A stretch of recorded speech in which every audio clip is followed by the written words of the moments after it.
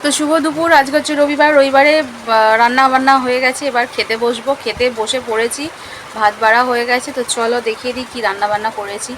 প্রতিমবাবু চান করে চলে এসছে, 3টে বাজে। চলো, 3টে থালায় 3জনার ভাত বেড়ে নিয়েছি। মেয়ে নেই, ওই জন্য 3জনার ভাত। নিয়ে গেছে ছদির বাড়ি বেড়াতে, কালকে জন্মাষ্টমীর পুজো আছে, তাই চলে গেছে। তারপর কিছু কেনাকাটাও করার ছিল বলে। এই যেখানে আছে শাক ভাজা, কলমি শাক ভাজা, পেঁয়াজ রসুন কালো জিরে শুকনো লঙ্কা ফোড়ন দিয়ে। তারপর এখানে আছে ওল ভাতে, এই যে সর্ষে কাঁচা লঙ্কা বেটে মেখেছি। এই যে রুই মাছের পেটি, আর হচ্ছে ট্যাংরা মাছ সর্ষে দিয়ে ঝাল। তারপর এখানে আছে মোরলা মাছের টক, এই যে হাতে করেই তুলে দেখায়। চুনো মাছের টক তেঁতুল দিয়ে। জানো তো বন্ধুরা, আমি আবার চুনো মাছের টক খেতে একদম পছন্দ করি না, তাই আমি আমার একার জন্য সর্ষে বাটা দিয়ে ঝাল করে রেখে দিয়েছি কালো জিরা ফোড়ন দিয়ে।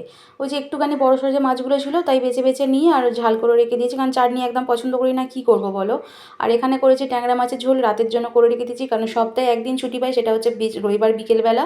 তো ভিডিও যদি ভালো লাগে একটা লাইক দিতে ভুলো না।